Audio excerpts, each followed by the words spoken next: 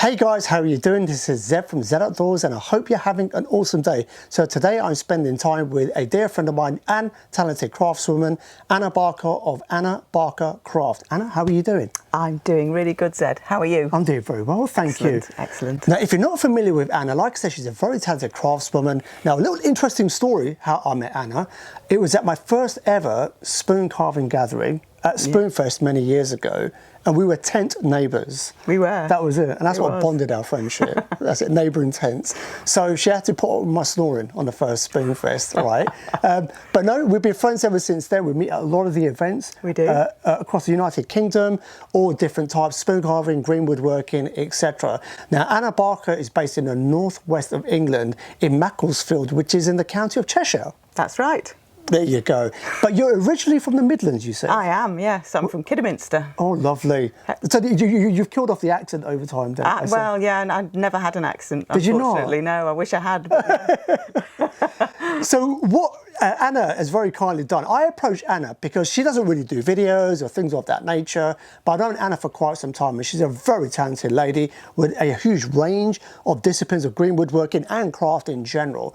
And so I approached Anna fairly recently to say, look, I would love to do a video with you, maybe looking at a couple of projects for you to try at home. So a bit of kind of, encouraging. She goes, okay, let's do it if you feel it will work on video, and I really feel it will. What we're going to do in this video is Anna is going to be showing her process for carving a pocket spoon. Now, we will be looking at a few examples shortly so you can get a flavour for the kind of work that she does in general, but also the pocket spoons that she's previously carved. Now, a couple of things to mention before we get on with the meat and bones of this video. Now, as you can see, this is quite a long video because there are a lot of aspects to the entire process. Now, to help facilitate that, what we've done is we've broken it down into different sections. So if you look at the timeline across this video, you can see all the different sections marked out. The timestamps are also in the description below this video. You will see all the different sections marked out. On the left-hand side, you will see all the corresponding times. Now, YouTube has a very cool feature. When you click on those times, it will jump straight to that section in the video. It means you don't have to manually scroll through. So the idea is this video is hopefully a resource for you moving forward. And hopefully with Anna Barker's process outlined in this video, whether you're a beginner, intermediate, or even an advanced, there's hopefully something for you to take away from and incorporate that into your technique, or even try it out for the first time if you've never done spoon carving before. Now, what I'm also going to do, needless to say, is put a link below to Anna Barker's Instagram where you can see the plethora of work that she gets up to. Now, what we're going to do now is we're going to look at a huge selection of Anna's work, a little bit of kind of different things that she does, and then obviously we're going to look at the sample of pocket spoons, and then we're literally going to start off with a raw piece of wood all the way till the finished product. So Anna, with your kind permission, shall we begin? let's do this. So guys, I hope you enjoyed the rest of this video, and one thing I completely forgot to mention before we get on with the rest of this video is I need to give a huge thank you to Will Sinclair and Yoav LKM for letting us film at their location, Brookhouse Woods in Hereford. But this is actually the bow gathering that's going on right now, the annual bow gathering. So I do want to give just a quick thank you to those guys for letting us use this space to film in. So without further ado, I hope you enjoy the rest of this video where Anna Barker is going to be teaching you how to carve a pocket spoon.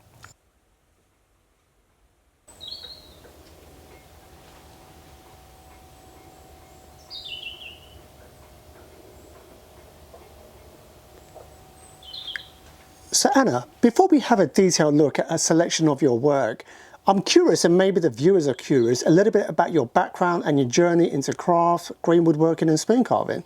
Okay, well, some years ago, in 2012, I was diagnosed with multiple sclerosis and I had to take some time off work, sick leave and so forth. So during that time, a friend of mine told me that spoon carving was a thing. And she'd given me a bushcraft knife, you know, as friends do. And so I kind of started whittling away with this thing. And then she said, come over and we'll have a go with an axe. And I thought, okay, fair enough. So we did this. And I just really enjoyed doing it. So I joined the bodgers in, I didn't know there was a Cheshire bodgers at that time. I found one in Lancashire, the Wheelwright shop near Southport. And I went along there and they were absolutely brilliant. They were really, really good. I was rubbish at sharpening. I just used to like carving, and this old guy called Don used to help me out with the sharpening. I've got better at that now. I can do my own sharpening now. Always more to learn though. Anyway, so they told me about Spoonfest. Actually, my friend Leslie Swain, she told me about Spoonfest as well. And so I decided to go along, as Zed said. It was 2015, I think, my first Spoonfest. And I was like, oh, I can carve spoons already, you know. Gosh, I didn't realise then how much I had to learn.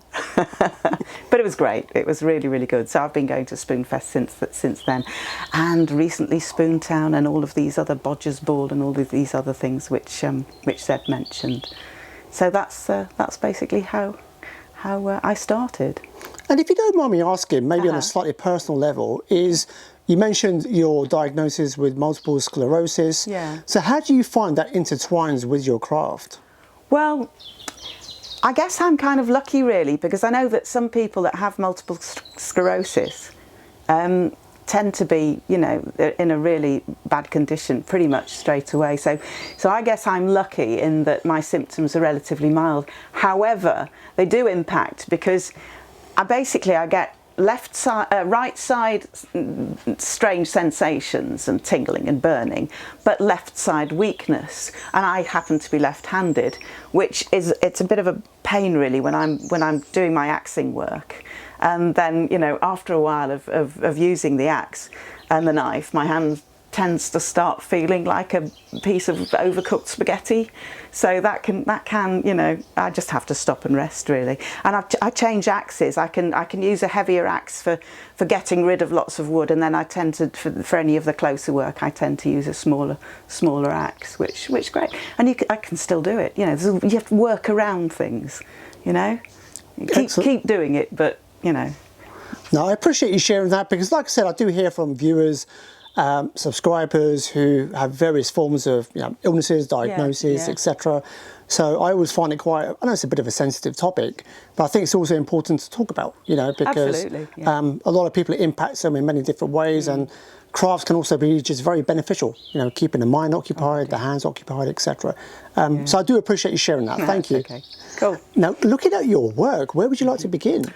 Well, I started with spoons. So when I first started carving spoons, I had to think about spirals, and I started. I have to admit that when I first started, if I hadn't have been allowed to use sandpaper, then I would have never continued.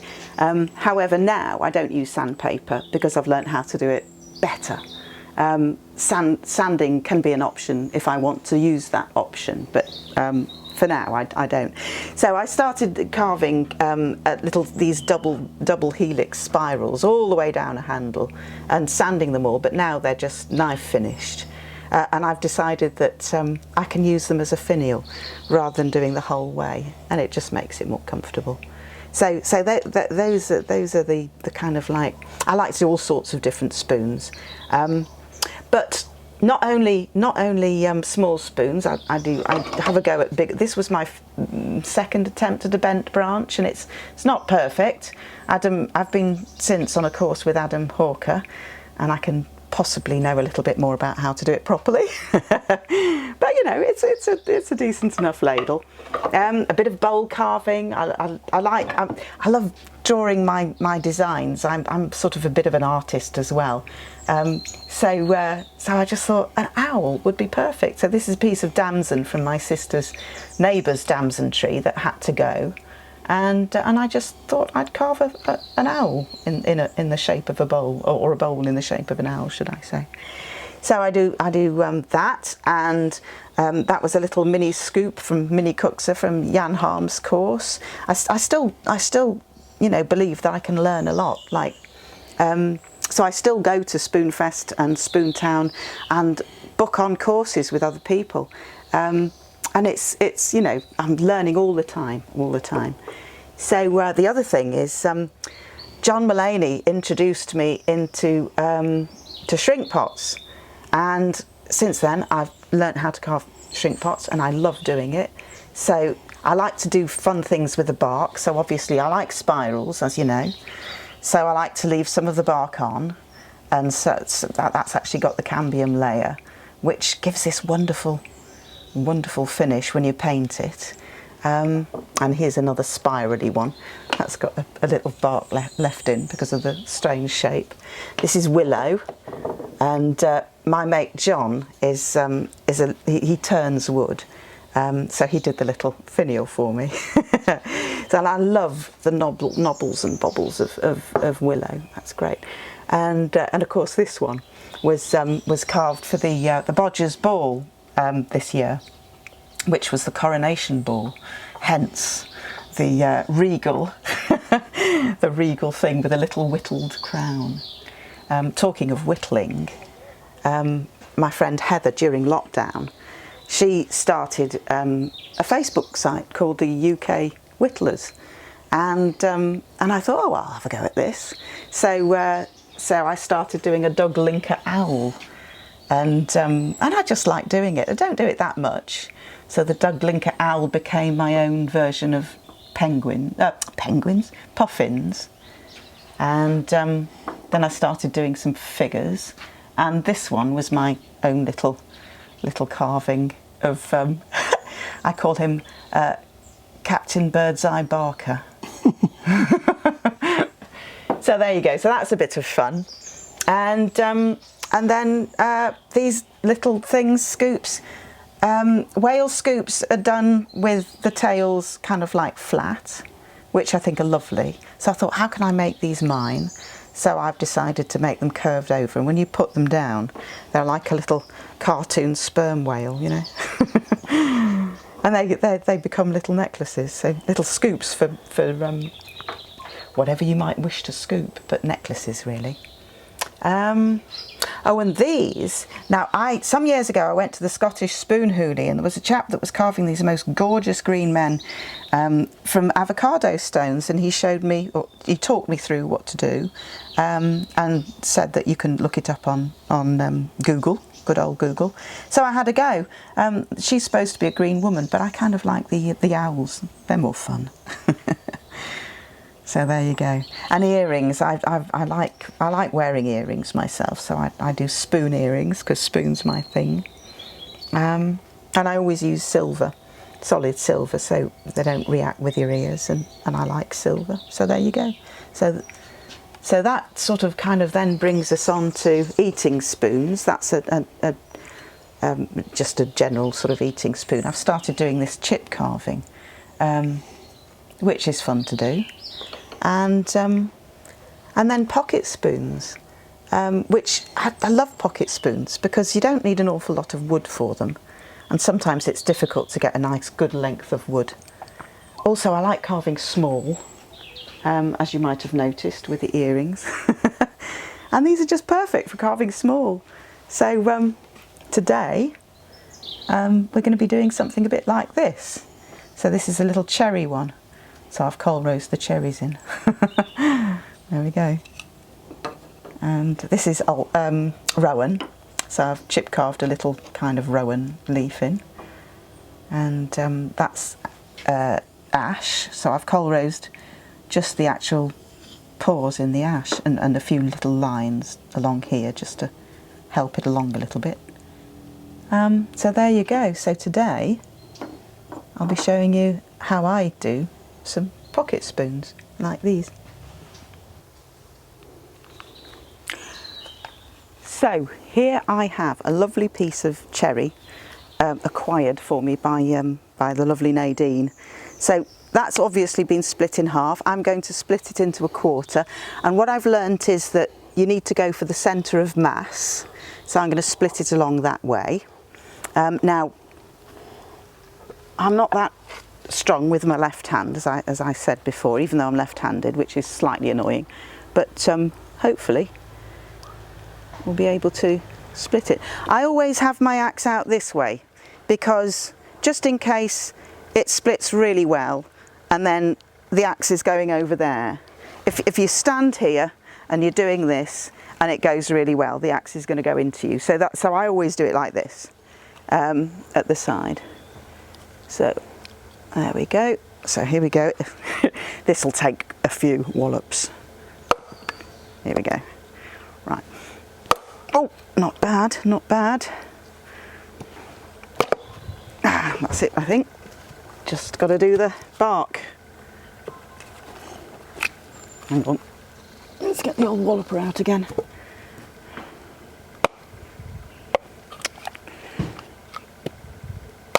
There we go. That's got it. That's it. Hold on.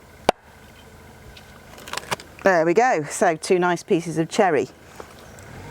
What I'm going to do, well,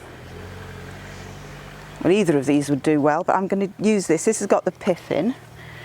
So this line here is the pith, and obviously that needs to come out, because if you leave the pith in, it's going to split basically. So I'm going to swap axes now. This is a lovely little axe. I feel very sorry that I've actually used it to split, but there you go. I haven't got my splitting axe. It'll be fine. So this is my lovely little Grand's Force carving hatchet, which I keep for the finer detail because it's nice and light.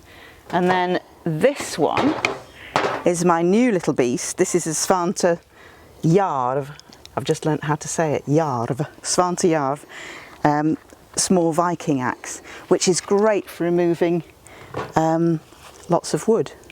So here we go. So I'm going to put it on its side a bit and get rid of here. A few chops going up. And it's a shame, it takes out the lovely colour of this centre bit of the heartwood, but never mind.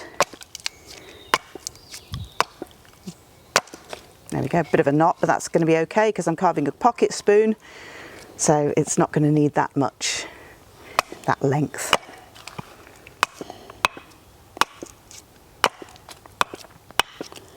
There, that's the heartwood gone, but never mind. That's the pith gone mostly. Right, this is much wider than it needs to be. I'm just going to take off some of the wood from the side. Not too much.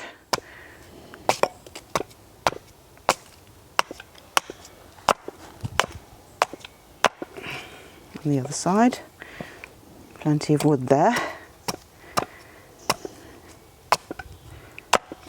And then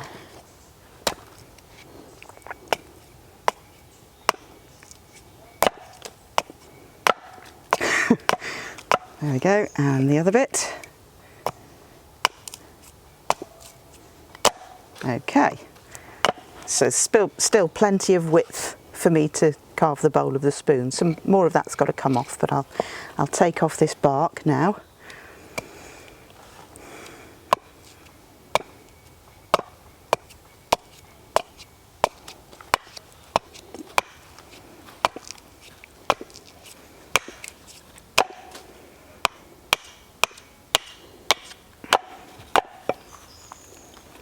A bit more on the other side.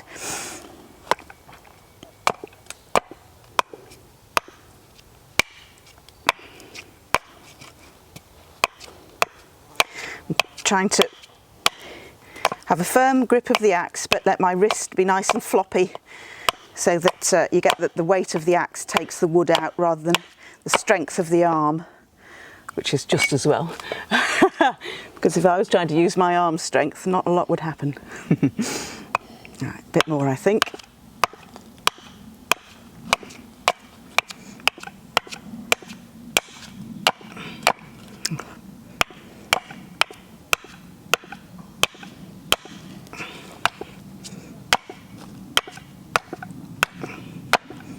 Okay, now the other side.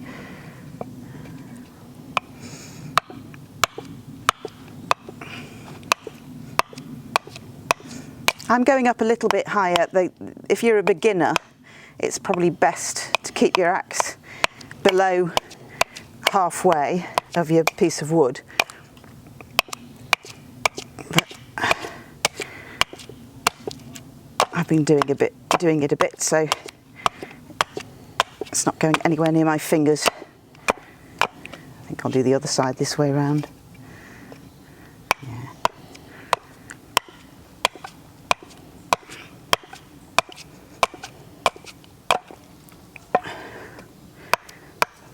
awkward bit there that's just needs to come out. That'll do for now.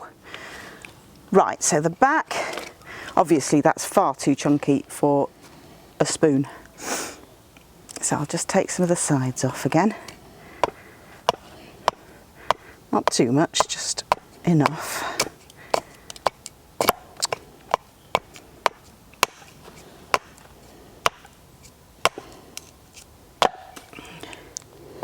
There we go, and a bit more on this side.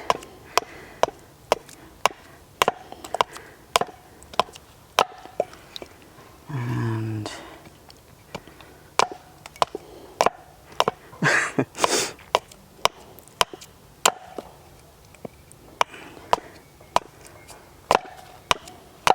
okay, so now the back. Yeah, that's a nasty knot, but I'm not too bothered about it because, like I say, there's plenty of wood here for a pocket spoon, but I'm just going to get it significantly thinner before I start to carve the spoon. Bit there.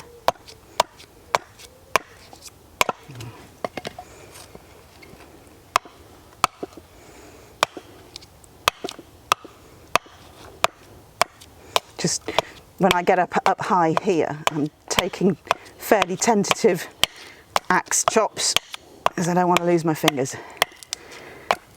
As I get lower, I can do them a lot harder.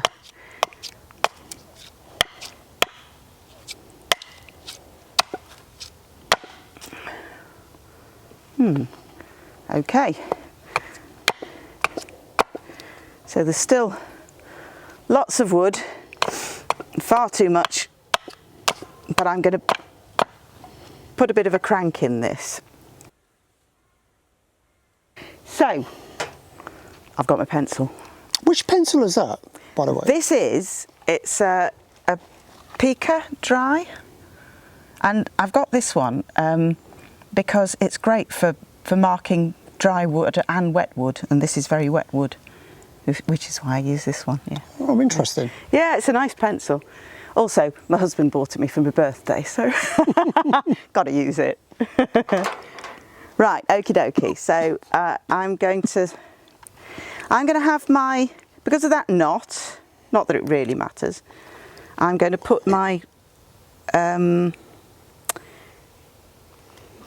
that's going to be where the spoon will sit sort of like that sort of length.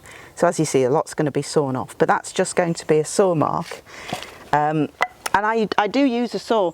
I sometimes use my axe to just break up the what's it called, the fibres in the wood. But I've decided I'm going to saw because what I find is that if I use the axe too much, it makes my hand feel like I'm carving with a noodle. So I'm just going to saw this bit down. And what saw are you using? This one, it's a little Japanese pull saw. Lovely. And it's really sharp. It's a lovely thing to have, and you can change the blade as well. So when the blade goes, you know, you can actually change it. Now I'm using my thumb as a guide to stop it jumping around until it really gets a bite into the wood, and then I can move my thumb. And I don't want to go too deep. Hold on. Bit deeper. Trying to keep it parallel as well. Yeah, that'll do. That will do. Okay, so let's pop that back in its... I'll make a nice sheath for it sometime, but for now, that will do. So, axe again. I'm gonna, where am I going for? I'm thinking of the spoon's going to be here. That's going to be about the top of the spoon. So, yeah, and the bottom of the spoon will be about there. That's probably too big, but that's okay.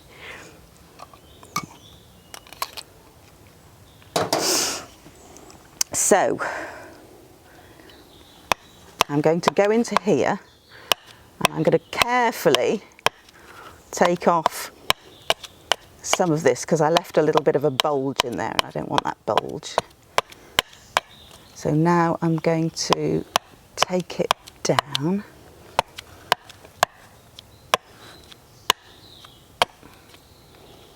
Pops off there. Go a bit further.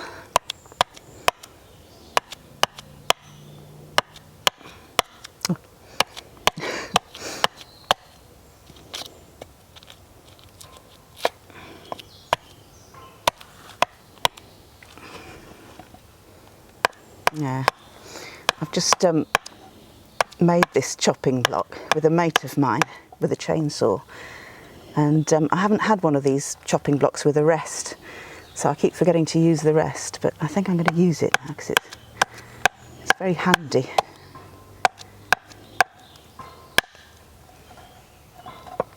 A bit further.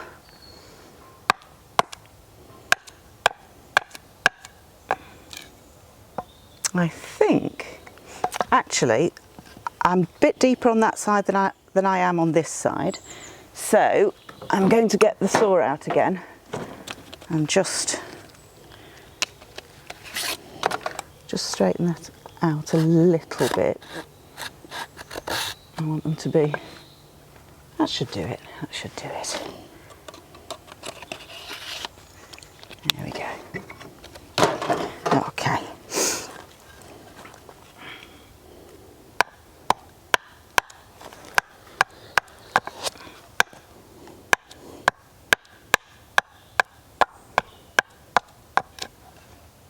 Okay, now I'm going to do, that's the start of the crank, and I'm going to do the side bit now. So turning the piece of wood on the side, and I'm just going to, holding the axe closer to the head of the axe, so I can use a slicing motion to take off this piece of wood here, which is going to be the bowl of the spoon.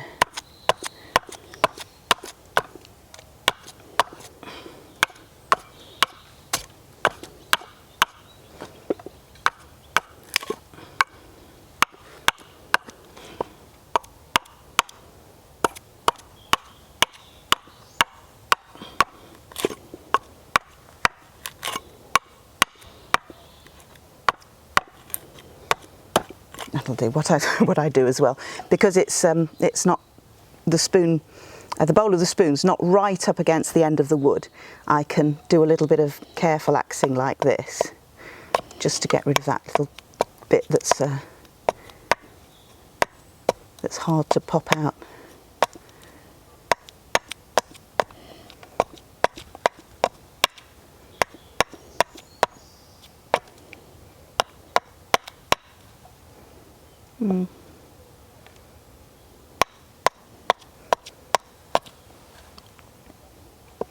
Still down a bit further on this side, so just keep going a little bit, just taking little bits off.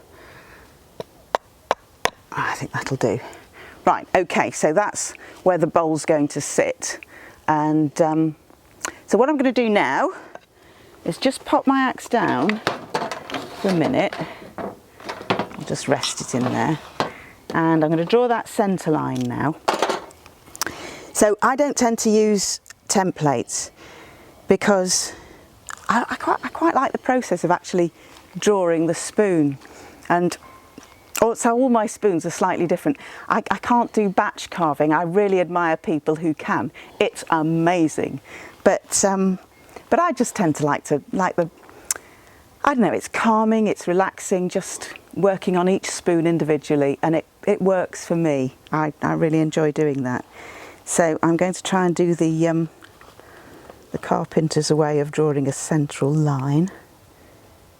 There we go. So I'm going to have the top of my spoon, it's going to come round here, I think. I'll take it down a bit. And it's going to, because I've gone in bark in the top, you can see that nice ring shape there, so I'm going to follow that a little bit, not completely, but That's going to be the widest point of the spoon there. And then this side. So is drawing freehand something you encourage the viewers to do? I think it's a question of what works for you, really.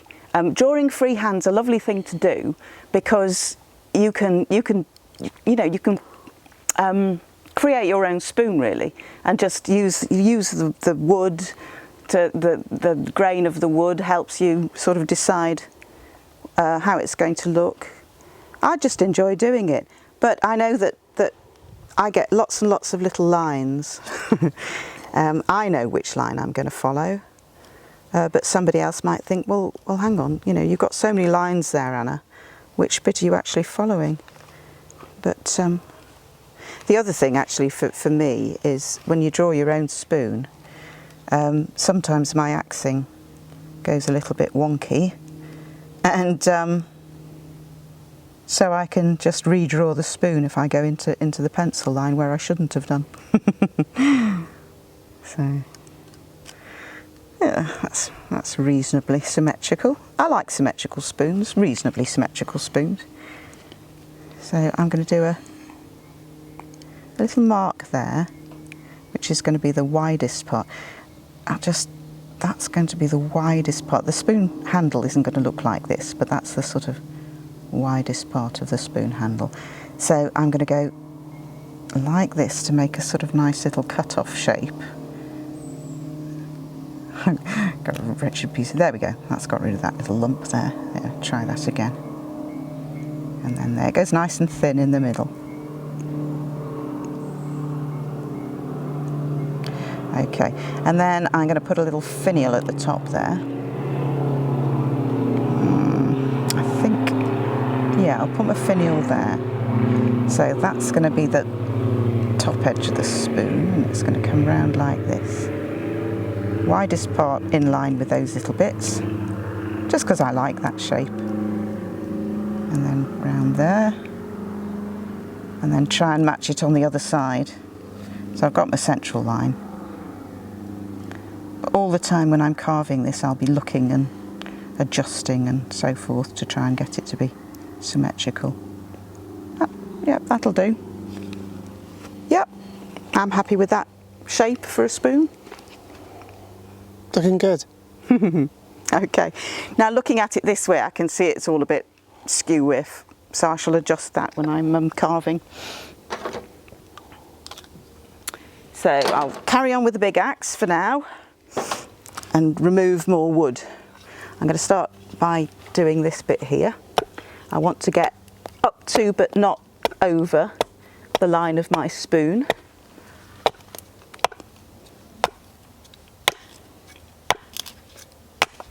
There we go. Doesn't matter about the bottom, I'll saw the bottom bit off afterwards.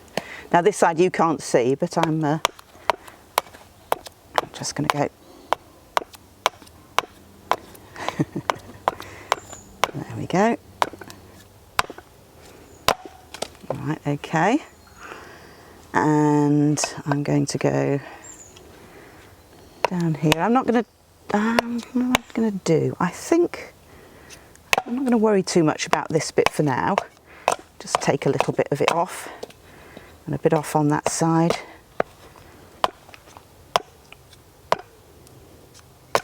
There we go. Okay.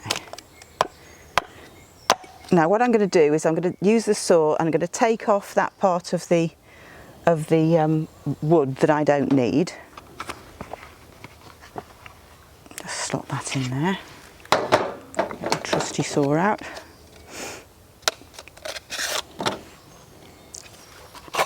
There's lots of wood to take off at the back.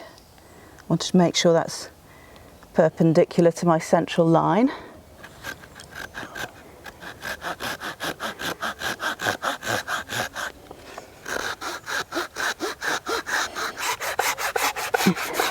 There. Okay, I'm going to leave that bit there for now. I'm happy with that. Right, so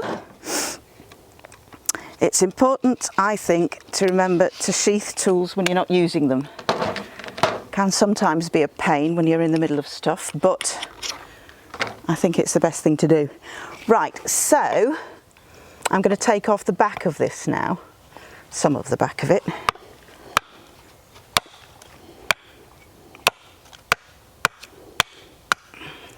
Still quite a lot of wood I can actually move from here.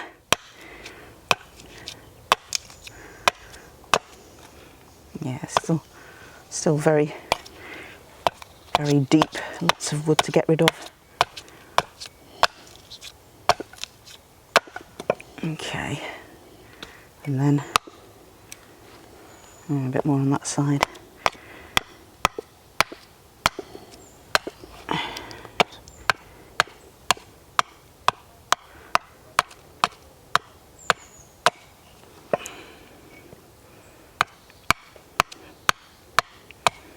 I was doing a course with Mikey Elephant at Spoonfest just last month, and he does this. He sort of like creates the profile of the spoon, which is quite a nice way of doing it. So I've sort of started to do that now, which kind of works.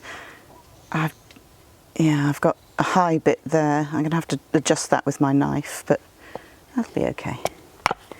So then a lot to take off the back, where that wretched knot is.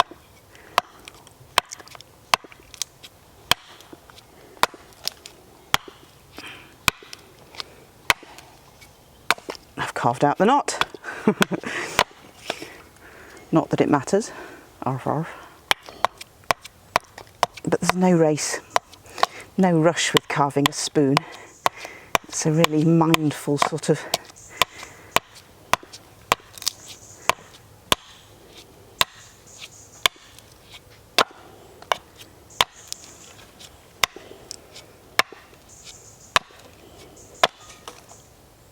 getting there.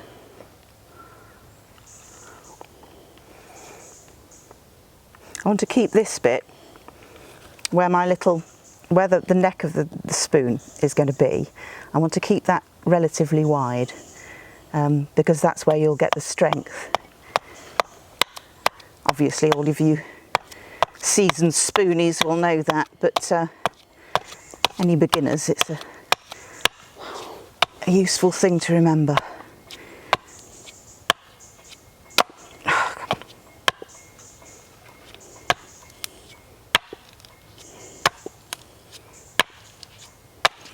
There we go. Now you might be thinking, well, if I sawed off that bit, then I'd have less wood to worry about when I'm axing. But then when you get the knife, into doing it, you're very, very close.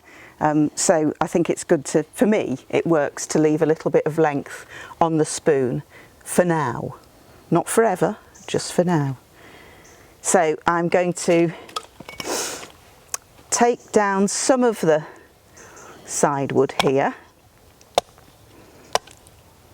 I will be changing axe when I get to the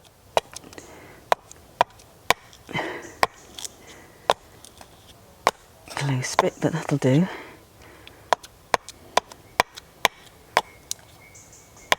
Yeah, there we go.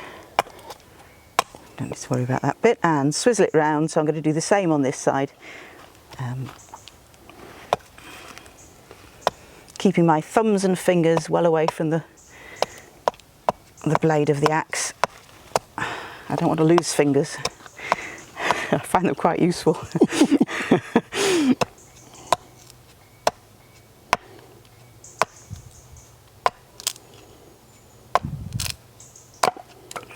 bit more. Use my little rest again. Keep forgetting.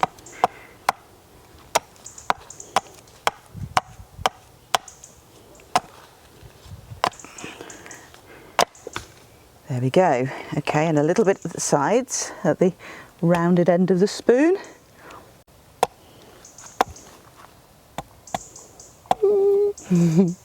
Here's sometimes where I go over the edge of my pencil line and have to redraw my spoon.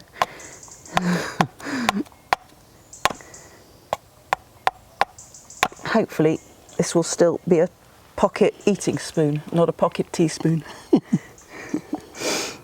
Same on this side. Oops.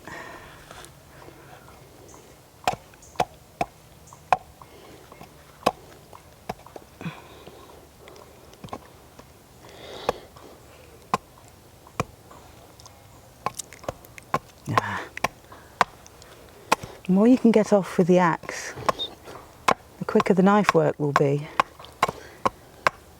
But it's just kind of a fine sort of line. Okay, still a bit of a lump on that side, but I'll sort that with a knife. Right, now I'm going to try and address these bits here. So let's pop this one away. So I've learnt this recently from Adam Hawker. When I used to use my axe, I'd break the fibres with the axe, which you can do, but you can use a saw and there's a lot less axe work. So I'm just sort of like, this is roughly where I'm going to be sawing. So get the trusty little saw out.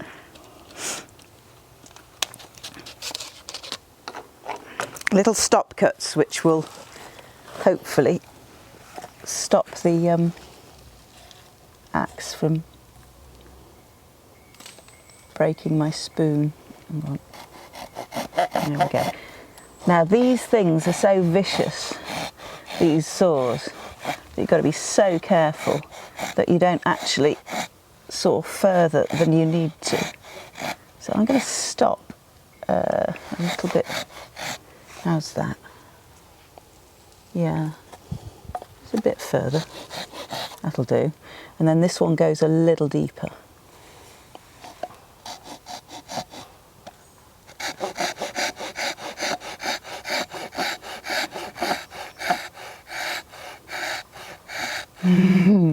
Hang on, got to check. Yeah, still got a few millimetres to go.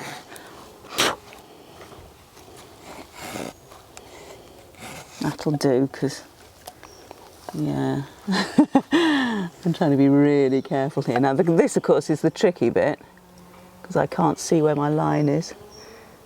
But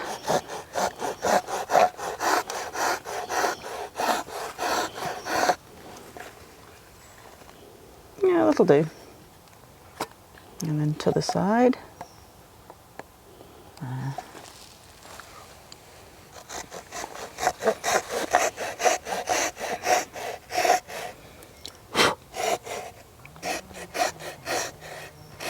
How's that? That'll do.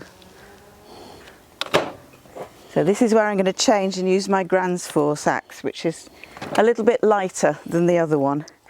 And I'm going to start off taking this little bit out. So it's a bit tricky.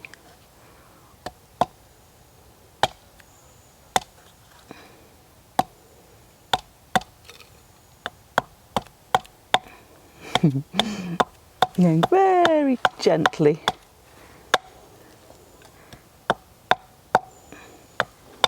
But you can see how that little piece popped out because of the stop cut that was there.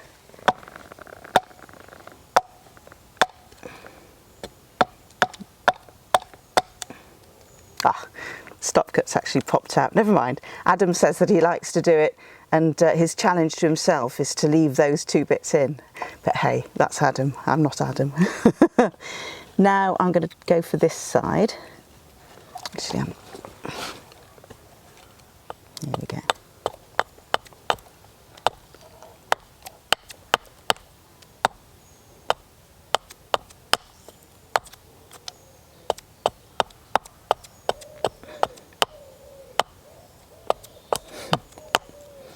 I want to be so careful because I don't want to go into the top part of my spoon. If my axe touches that, it's bound to cause a split. So I'm just going to...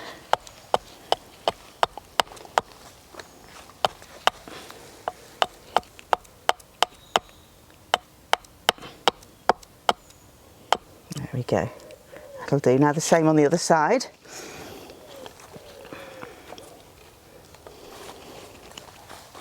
This is nice actually doing this side because it's got nice rest. So that should be a bit easier.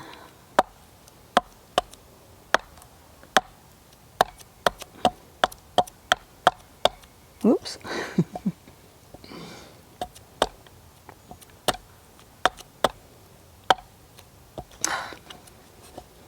It's tricky. Actually, I'm going to take it up here.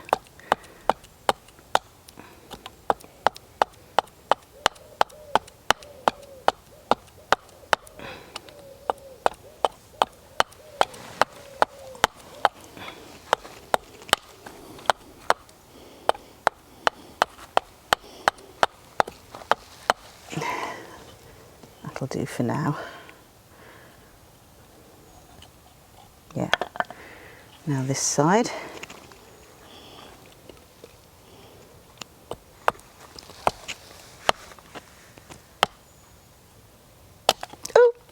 Oh, it's okay. Luckily, because the axe went in there, it's kind of stopped. So hopefully there won't be a split that goes all the way down. Phew. There we go. Right, now I can take a little bit more off there. Just very gently.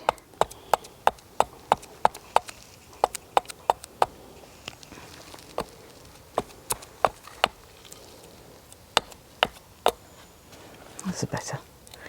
Just do a slicing action, that would be safer.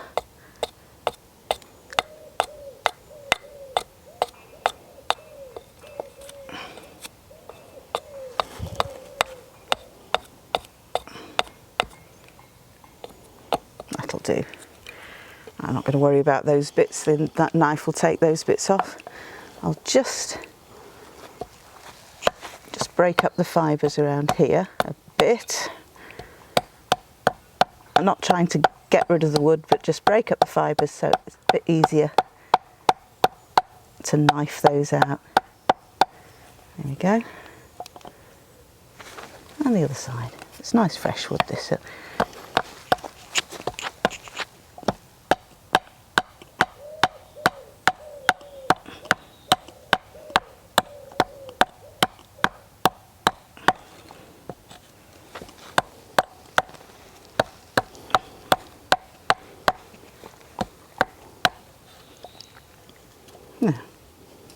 Okay, not too bad. So I'm just going to take a bit more out of the back.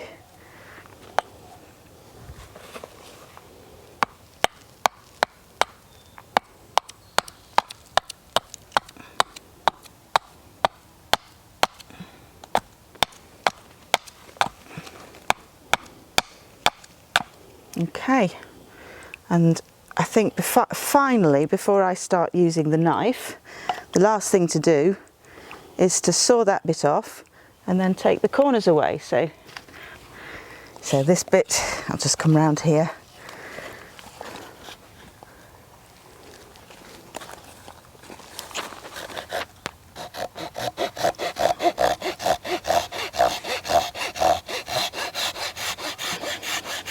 There we go. So, just for fun, I can take a little bit off with the axe, but you don't really need to do this. The knife will do this fine. But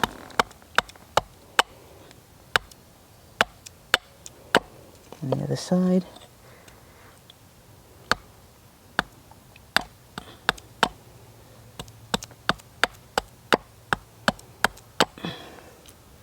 That'll do. That will do. So I'm ready to move on to using knife.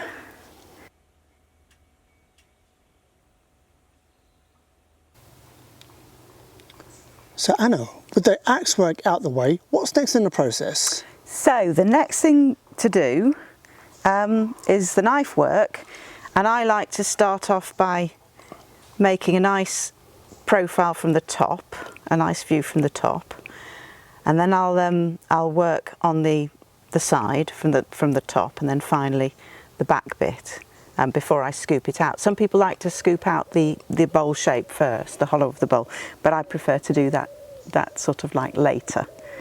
So I like to use a trusty Mora 120 for this job. Great little knives, and it's a nice short blade which suits the short spoon, I think. So for me, I always start off by carving the bowl. Don't know why, it's just what I do. So it's still quite chunky, this. I could have taken more off with the axe, but hey. I like doing the knife work. It's very fresh, this wood.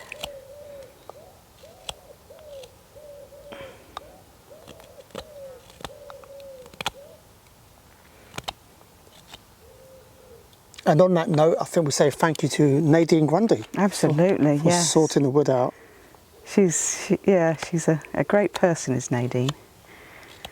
A lovely person. Okay.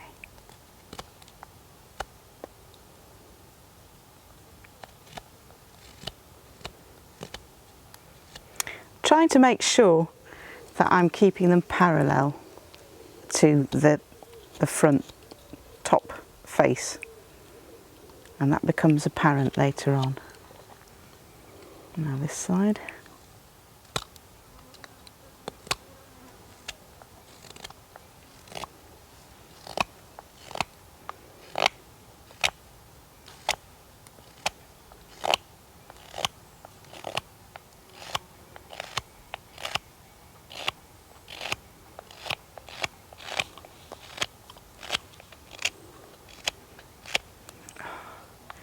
I love this bit. It's so lovely to be out here in the woods doing this. It's so relaxing.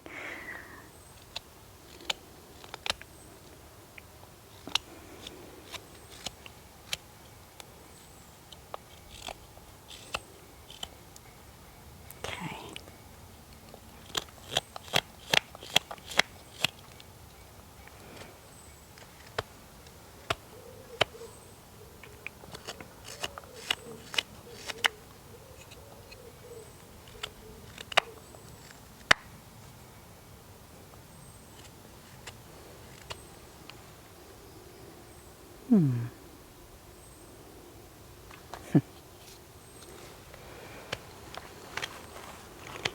All the time I'm carving, I like to keep looking and contemplating and adjusting.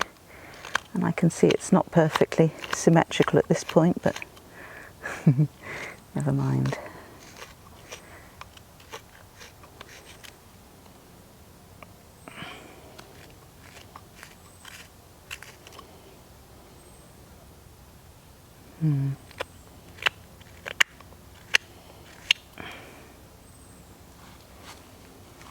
Seems we've got a bulge on that side when I originally drew it, so I'm just going to adjust and take a bit off.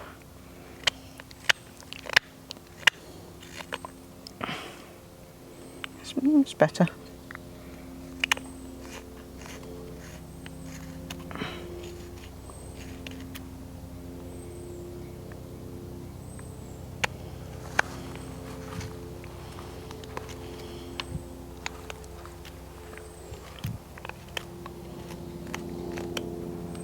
Going to get some of this out of here now, not all of it, but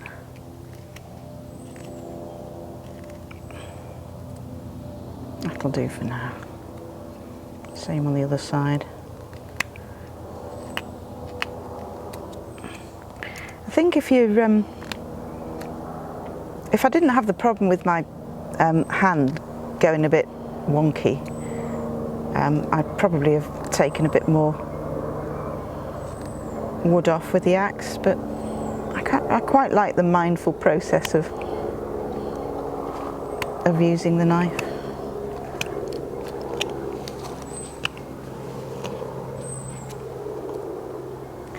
I think the thing is with MS is it's one of those things that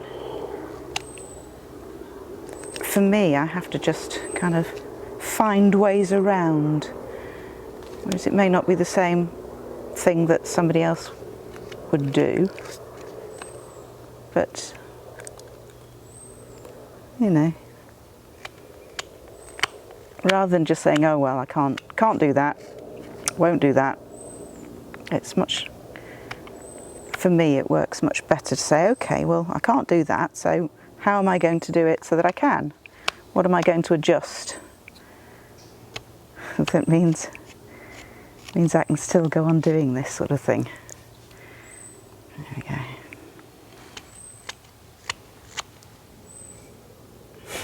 Still a lump on this side.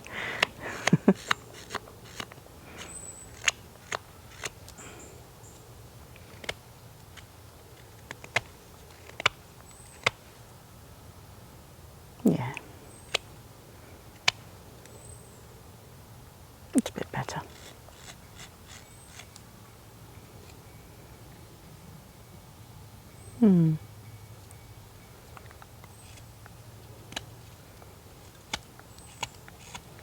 Okay.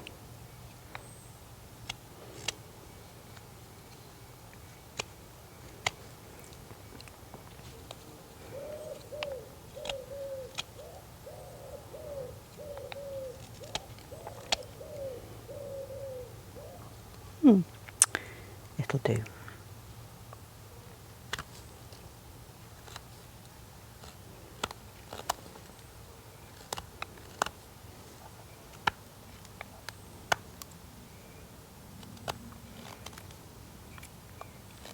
Because it's a pocket spoon, obviously it's got a very short handle, so I don't need to do too much in the way of doing different knife cuts, although I'm getting to the stage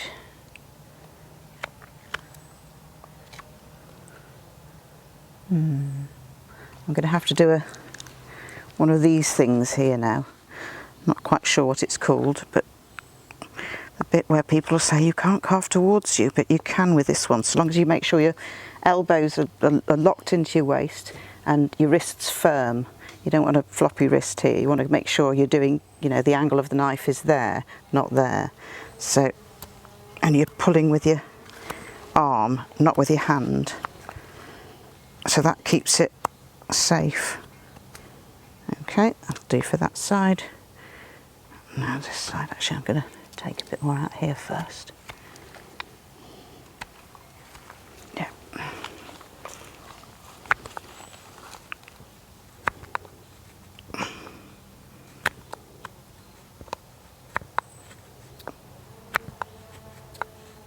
How are we doing?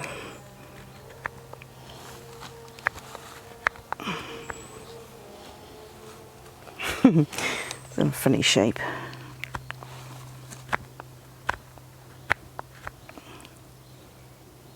Yeah, that'll do. I'll just scoot that little bit out there.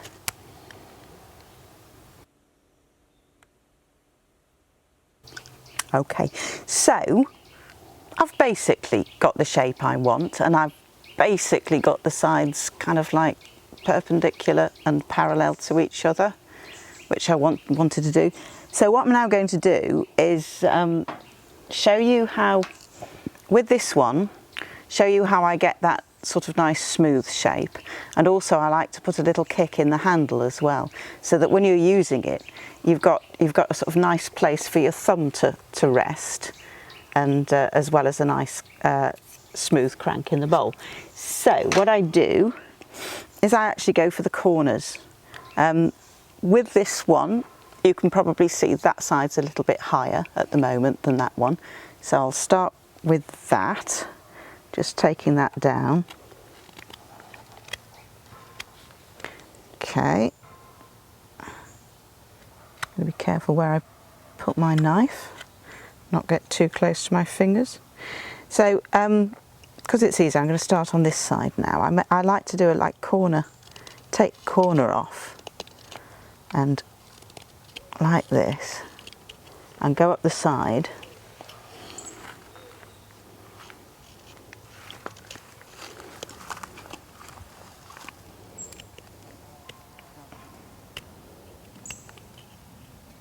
Okay, and it's starting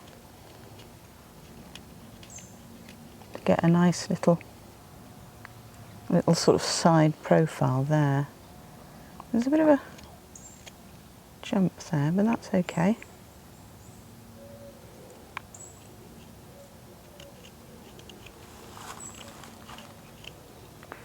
Just come down.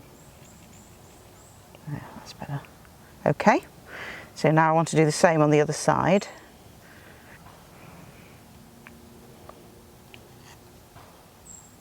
It's always tricky how to hold these things and make sure your fingers are in a safe place. Perhaps I'll do it this way.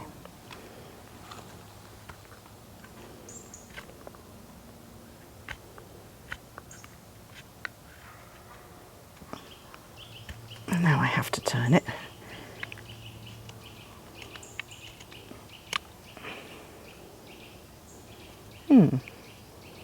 Getting there.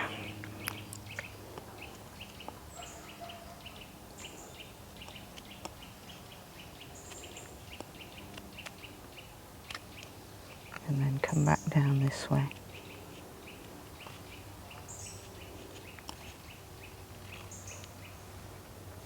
So, got a nice sort of side profile. That from this way I can see there's still a lump there that needs to come down.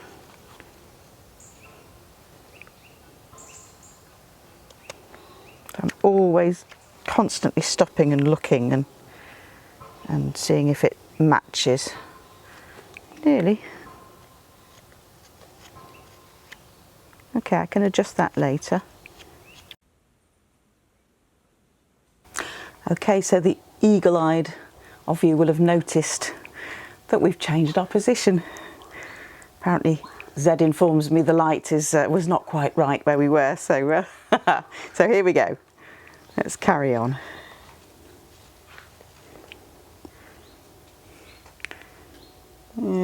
Yep, that'll do for now.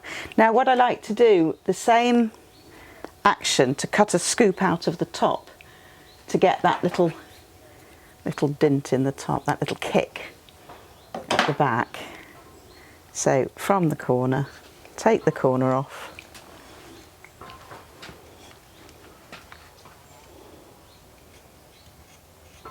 So that's got a little bit there, and the same on the other side.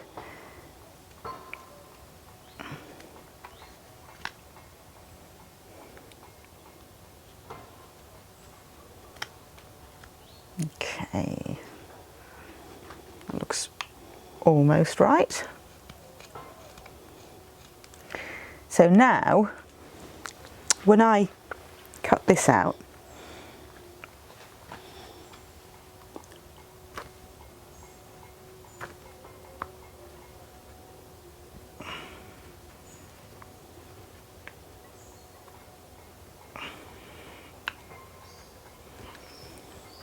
now this way.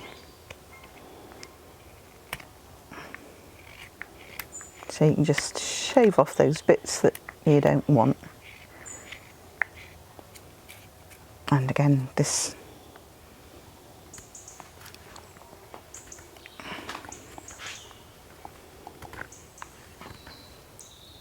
okay, that's a trifle high. Now, it's almost impossible when the wood is this lovely and green to get a nice invisible cut here.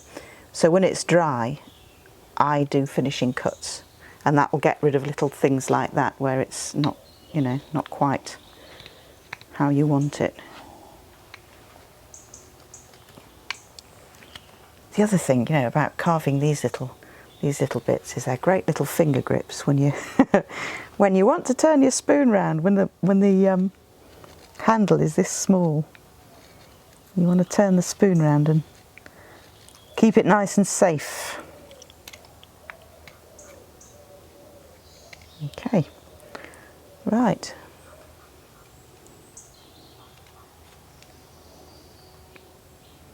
There's still a lump that side. There's still a bit of a chunk here,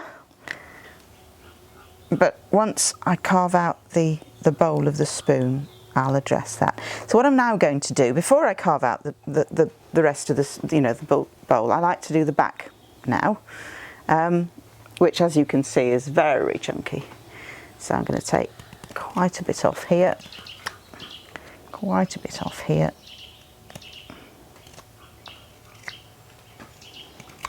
I go for the corners.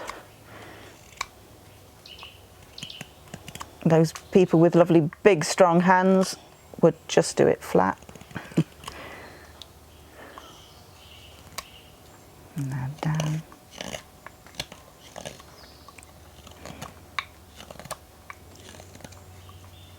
I've left a lot of wood to remove on this spoon.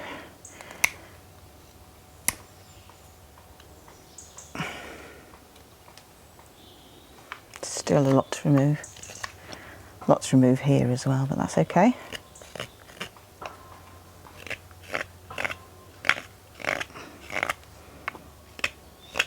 It's really quick when you've got wood so lovely and green and fresh as this.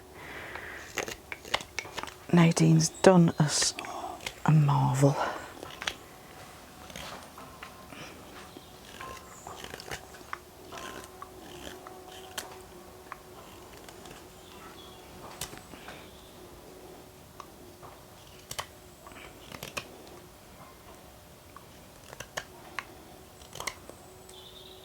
Right, I'm going to come back to that bit later. Do a little bit more of this bit. What I like to get, if I just show you what I'm aiming for, I like to put a couple of facets in the back because A, it looks pretty, and also when you're holding it, it's just a lovely place to rest your fingers to scoop your meal. So that's what this is.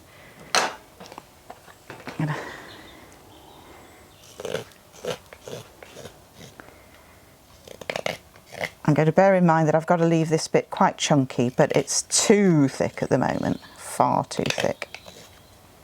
Now this side.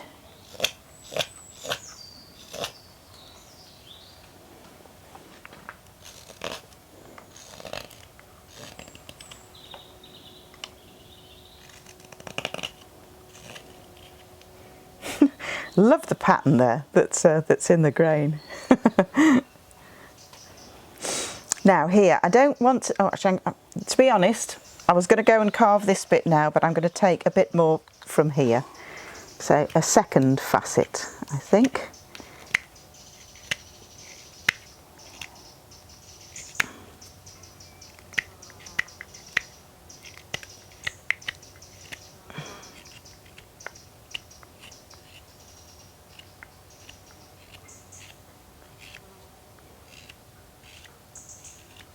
Now this, oh sorry, sorry about that.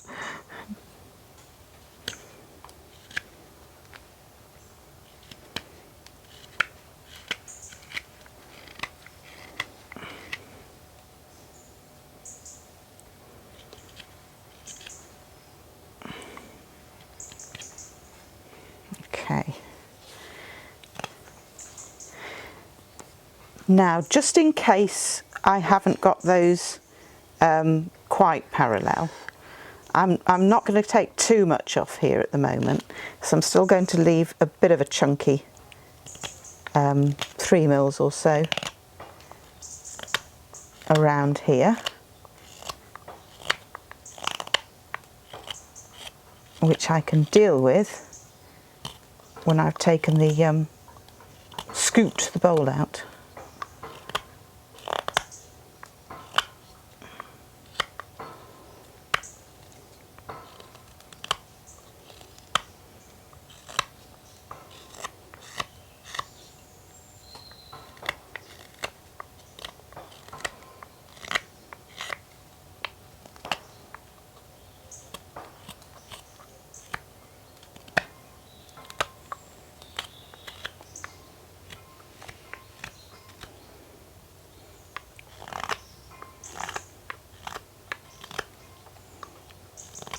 Oops. It's slippy because it's so green.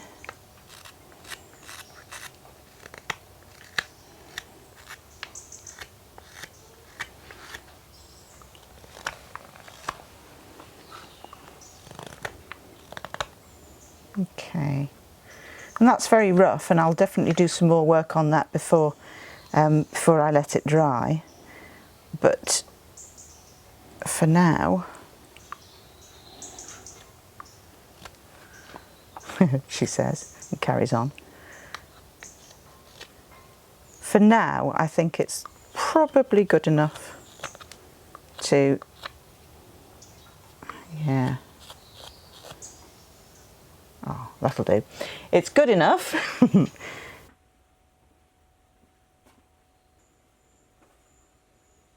to take out the bowl.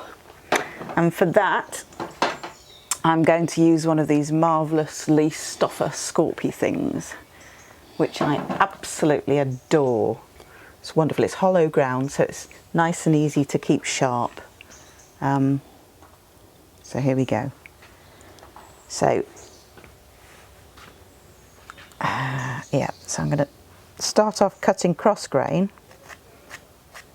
And the action with this is a twist, it's a scoop, you're not pushing it that way. So I'm not worried about my fingers being in the way because I'm scooping round. And the other thing I like to do is I like to use the fingers of this hand to draw the spoon into the knife. So it's a twist with my left hand, with my carving hand, and a pull with my fingers to get the knife moving.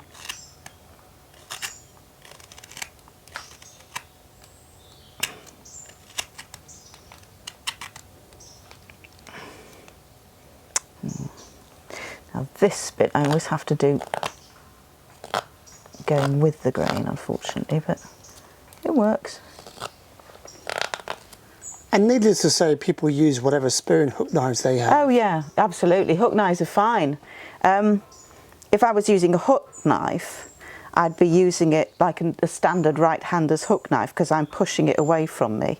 But and then using a left-hander's hook knife to do this sort of movement. But the joy of the Scorp is you can just twist it. So now I'm addressing this corner. So the knife is coming towards me, the blade's coming towards me, and I'm just using a finger-assisted sort of scoop there.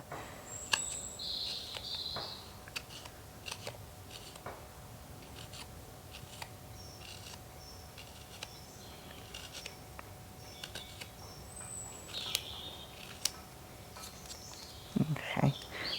And the other thing is, with these little things, they make great finger rests for doing this sort of thing as well.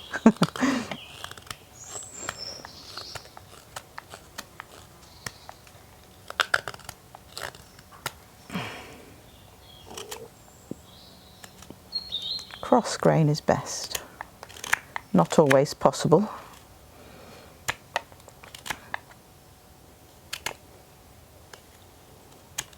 Yeah.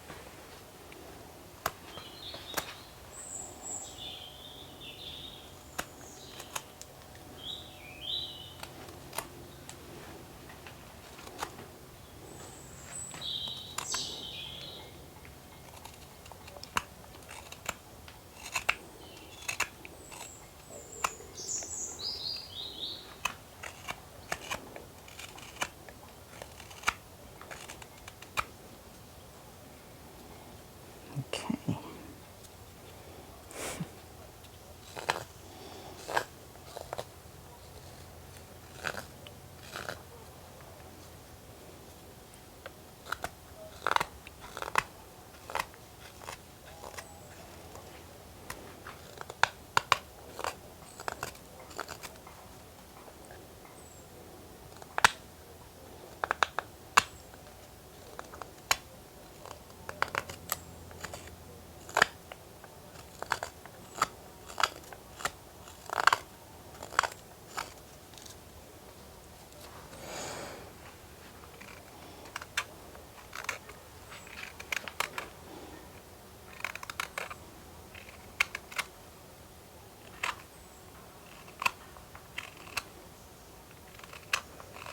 So you've always got to be aware of where your blade is going to finish when you're doing cuts like this.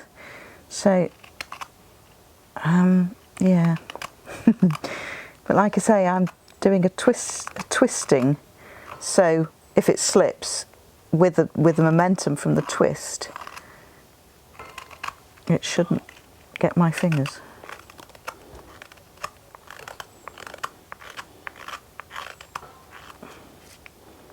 Just clean that up a bit.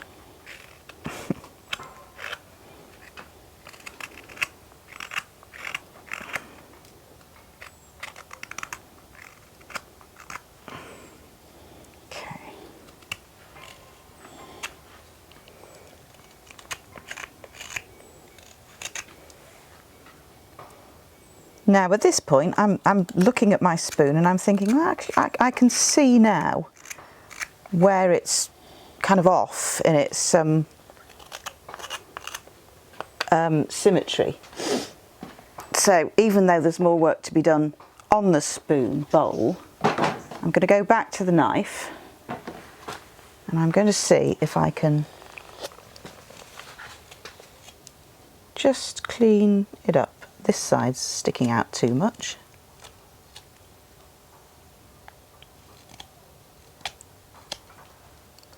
And this bit's too rounded.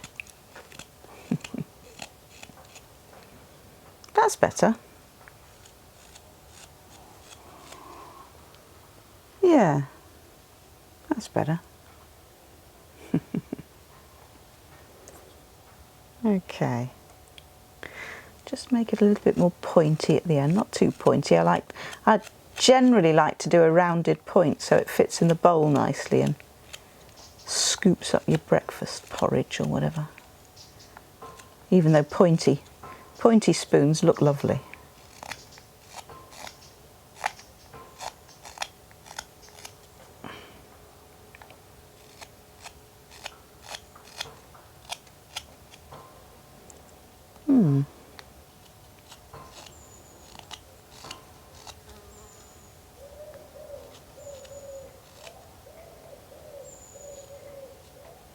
How's that?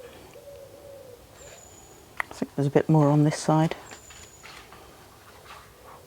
I play with this for hours. Ah, carving uphill there. Silly move. That's better. Now that can go down a tad here. This is why having a nice wide bit here, you can still play with the profile of the spoon to make sure it's the same on both sides.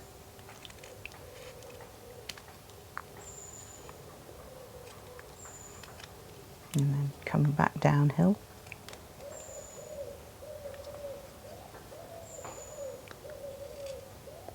There.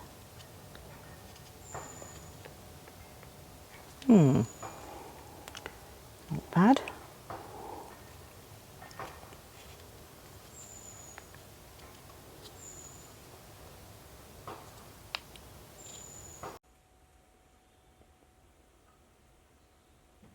Okay, so I'm kind of happy with that sort of shape. So now I want to turn it over and do a little bit more to the back of this bowl. But I've still got, before we're finished, I've still got some cleaning up to do on the inside of the bowl. Now, because I'm going to do finishing cuts when it's dry, I want to leave a little bit, you know, underdone, so to speak.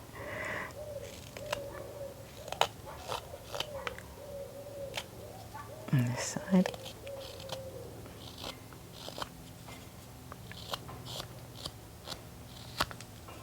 There.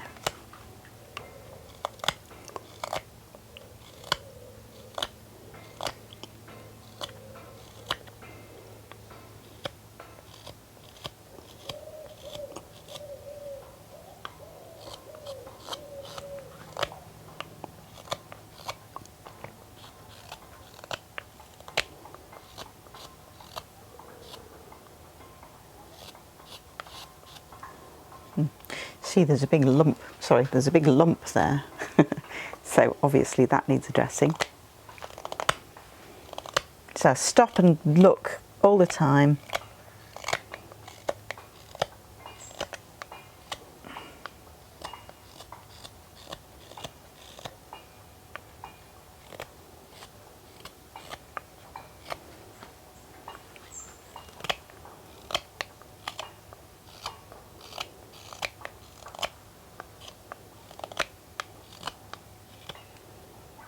Oh, it's getting there.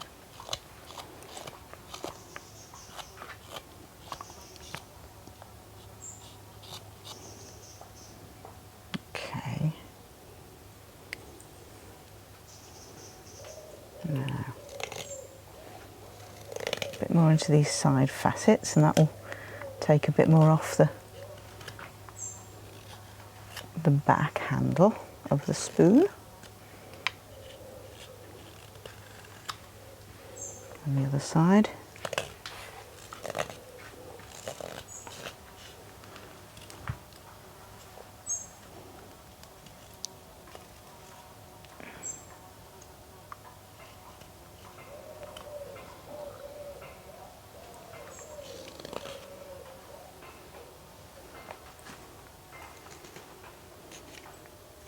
And then this next facet I like to put in here. And the Mora 120 is great because it's short enough so that you can use that lovely curve of the spoon to put in some nice facets.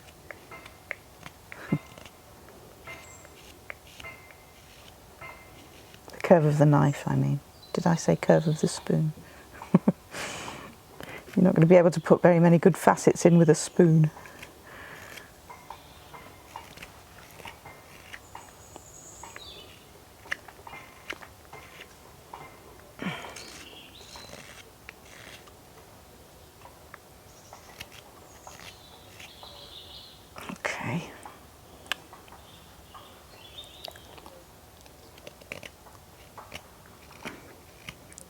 Trying to get them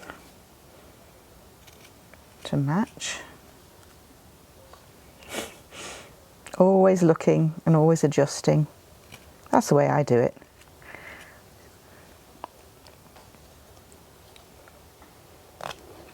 Takes me a fair old while to carve a spoon. But like I say, for me it's the process. I just love doing this. So relaxing, especially when you're in a place like this and you can just hear the birds and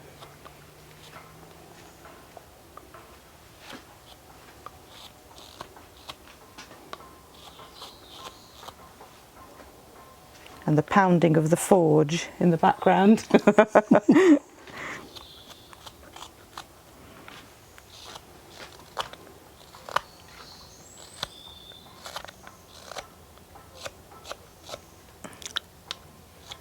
Actually, you can see here I'm using, the knife's not moving, I'm using my fingers of my holding hand to draw the spoon into the knife.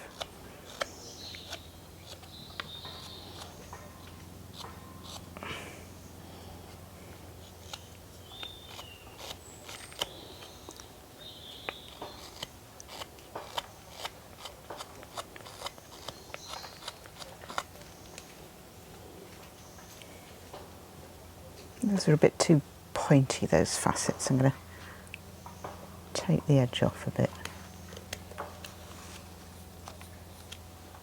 Could put a third facet in, but I don't want to.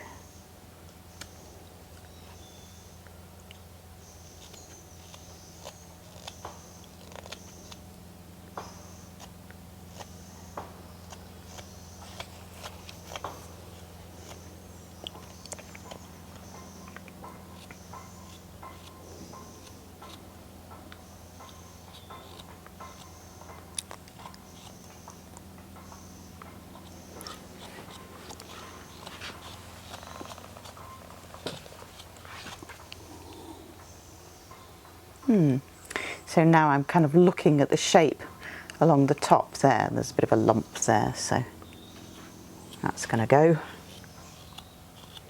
Shave that off. Okay. Take a little bit more of the back.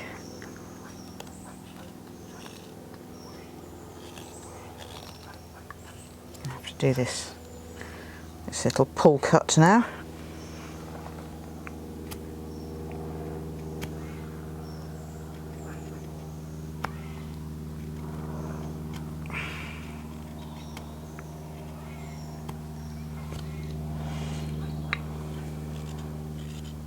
So that's a dimple where your thumb goes. That's the dimple where your thumb goes, yeah. Well, is it where your thumb? No, your thumb goes on the top. It's the dimple that goes over your that's right, finger yeah. like that. So, and then you've got the facet where your finger goes, and it's just nice.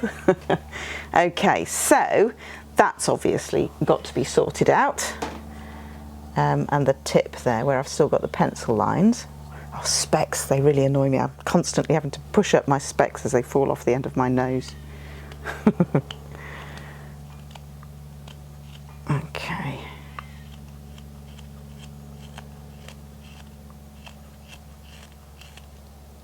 That's still too chunky, that handle.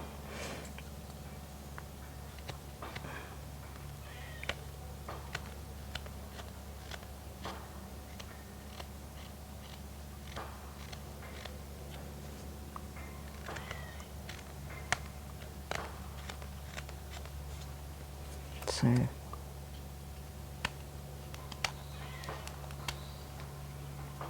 yeah, I'm going to take those corners off a bit further.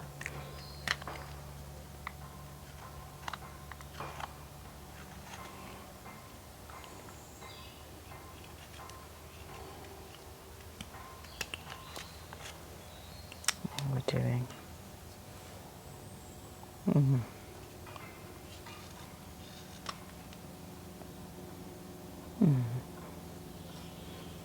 So I think I'm nearly ready to do the little finial. Just a little bit more on here, because with the finishing cuts I don't want to be doing too much reshaping.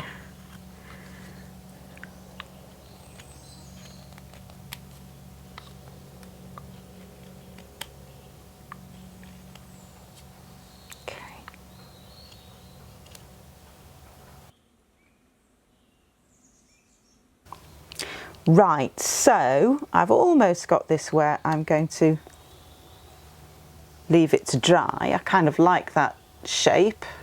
Obviously I've got to do the finial and I want to smarten up this bit of the bowl. I do finishing cuts to the bowl as well, because I like to get it, when it's dry, I like to get it nice and thin, which I can't really do when it's green, but I can't leave my bowl looking as messy as this.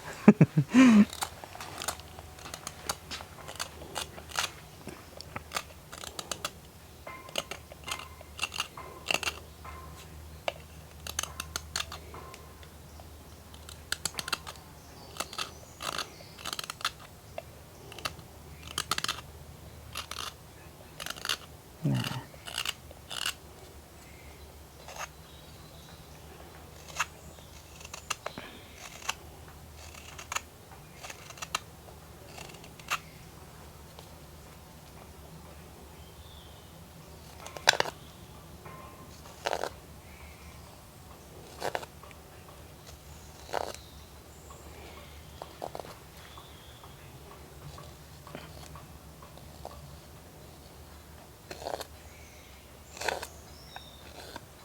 Okay, getting there. Obviously that bit needs sorting. So back to my little little finger holds in my design of spoon. Very handy. On this side.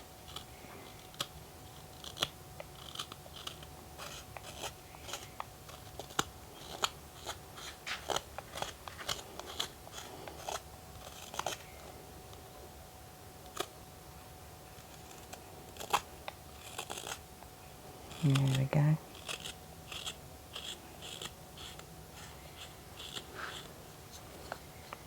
Nice.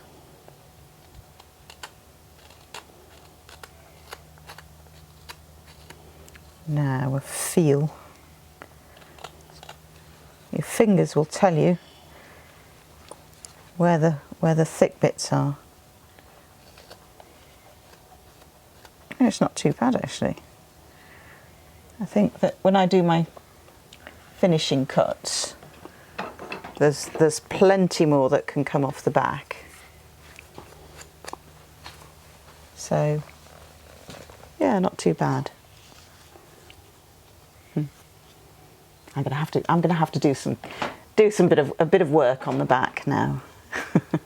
Not too much, but I'm swapping to the knife and then I'll do the finial. We're almost there, so I'll just take a little bit more of this off.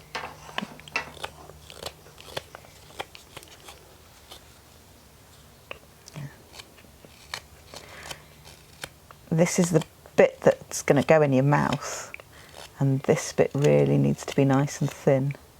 But for now, it's just going to be, you know,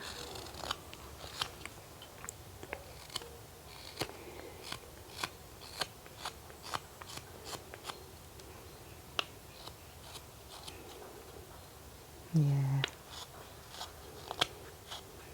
plenty to work on, but not too much.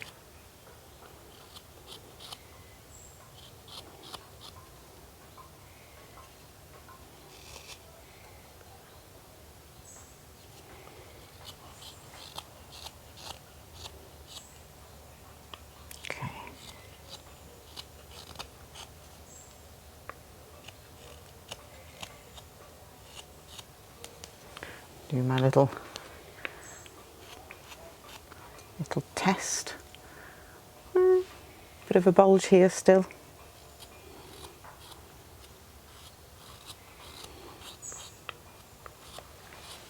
This is just so, I love doing this. It gives me such satisfaction to sort of like just keep working on it. It's a bit like when I do a bit of painting as well, arty painting, not painting and decorating. I'm rubbish at that. But there comes a time where you actually have to step away from the painting, you know? You don't want to overdo it. I'm a bit like that with spoons.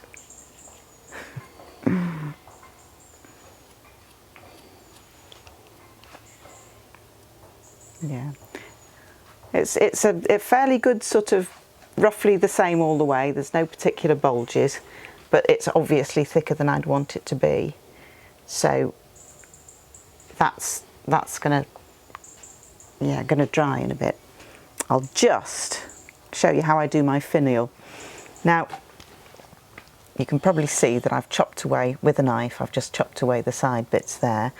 Now, some people use a saw to undercut, but I'm kind of not so good at that.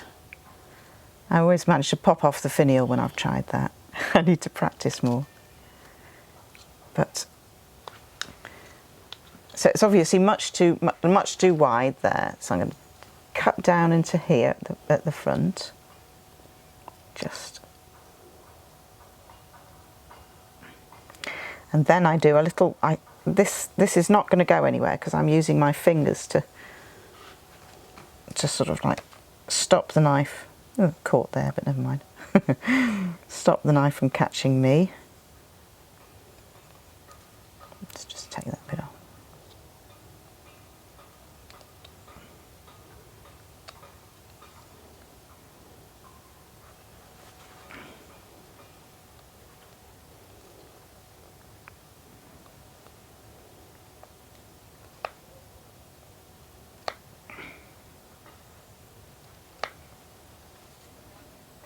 And then pop that out and just pop the top bit. And now the same on the back. So I rock through to give quite a lot of pressure on the knife there. And then it's cutting towards me, but I'm using my thumbs here to stop it from cutting me. And then another rock. And I think it's still got a way to go. It's still quite quite barrel shaped. I want a nice little round finial.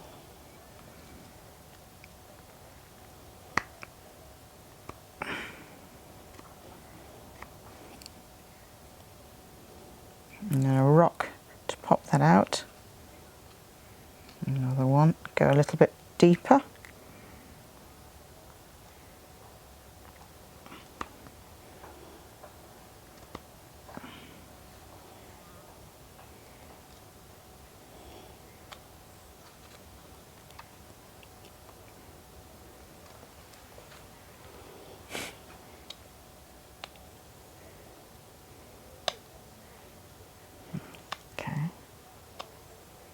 Yep, and a bit more at the front.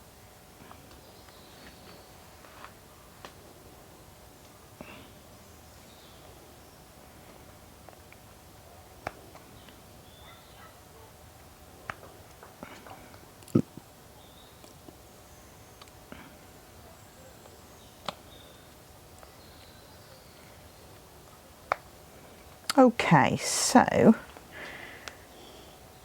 that's, for me, that works as the right sort of size. So what I'm now going to do is make this into a sort of like a little barrel, a little square barrel, by taking a couple of cuts at the side there and the other side.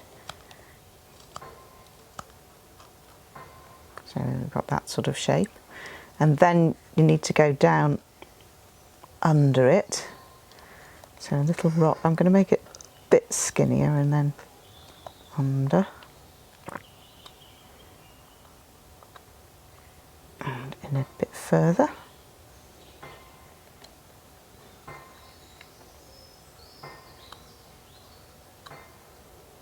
Okay, and the same on this side. So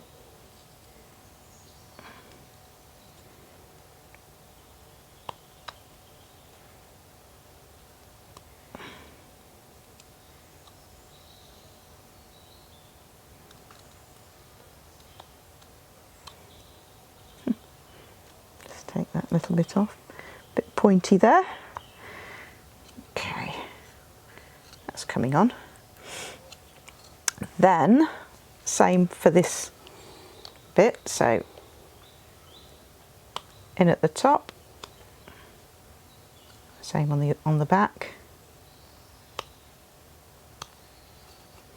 and then down to undercut it a bit.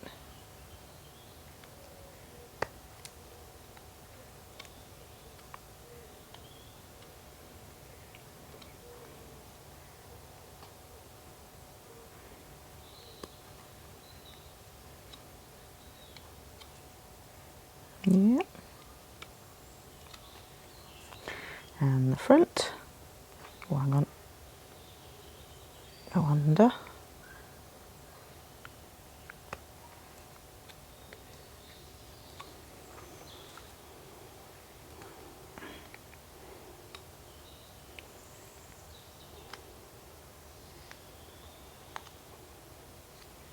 Okay. Now I'll just do the corners. So pop those little corner bits off.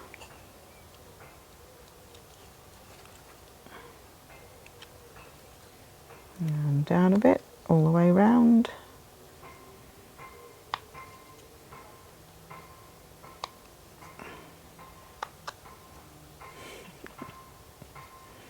And it's still a bit sort of boxy, but when it's dry, I'll just go around. I might take a few more corners off now, actually.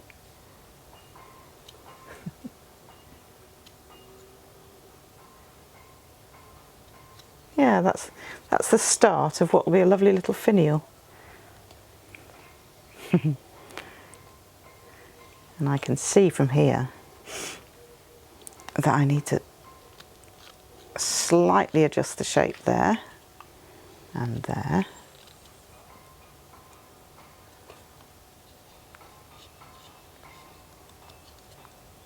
Okay.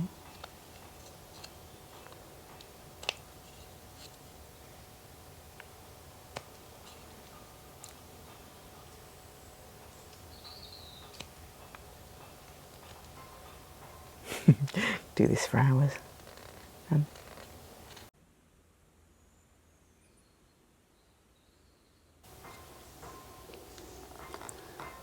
So Anna, at this stage then, would I be right in saying you'd leave it to dry a little bit before doing all the finishing cuts? I would, yes. So basically what I would do is when it's pretty nearly there, like this one is, it's got a nice profile. It obviously needs to be thinner to be nice in the mouth, but I'm happy with the way it looks. It's pretty symmetrical. It's, you know, I mean, I don't think if you took a measure to it, it would be perfect, but hey, it's a spoon. It's not a mathematical process. So what I do then is I would, if it's really hot, then I'd wrap it in either paper bag, or a linen or cotton cloth, or possibly even a t-shirt, as I don't think I've brought my cotton bag with me. And then I'd leave it to dry for a few days. I don't want it to dry too fast, because if it dries too fast, there's a potential for it to twist and do all sorts of horrible things. But that should dry quite nicely. And when that's dry, what I'll then do is I'll make sure that it's nice and thin and nice and smooth. So I'll take a bit more off the back, and I'll smooth out the bowl. And sometimes I use little scrapers for the bowl, but I've not brought those with me, so I'll manage without. And the scrapers are great, actually. They work really nicely. Or the scorp will do that as well.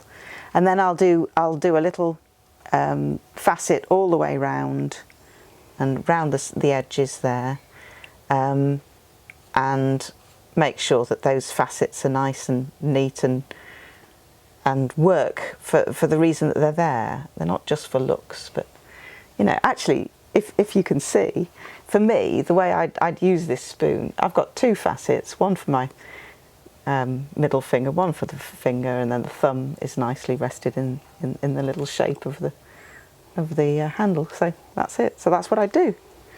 So just to recap then, you would let this dry for a few days, but Yeah. very slowly and controlled. Yeah. The moment you feel it's almost dry is when you'll do all your finishing cuts. Or even when it's fully dry. Right. Yeah, it you know, almost dry or fully dry is fine. Yeah. And then you do all your finishing cuts. Yep. And then what we'll do is we'll drop in a quick bit of footage now to show it all completed, basically. What would it be in dried over the next few days, as well as you doing your finish cuts. So we'll drop in a quick bit of footage now to show the completed spoon. Okay.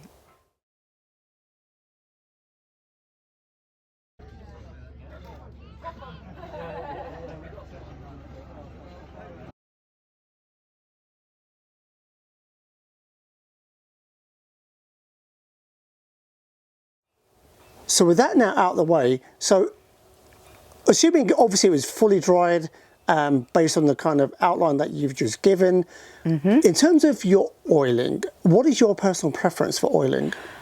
I actually like to use, it's a pre-washed linseed oil, cold pressed linseed oil, pre-washed, and it dries a bit faster than the other linseed oil that's perfectly good, but it just takes a longer time to dry. So the pre-washed stuff is my oil of choice. So I just pop a little bit in the bowl of the spoon, and then use my fingers to rub it all in, making sure I get right into these little cracks here, making sure it's all nicely oiled. Leave that to dry a few days, and then oil again if it needs it. What I should have said is, before I oil, I'll do a little bit of coal rosing, like I've done on here. I'll do a little bit of coal rosing to do the cherries, or I can oil and do the coal rosing afterwards. It doesn't really matter. Perfect. Thank you so much, Anna. Okay. Thank you, Zed.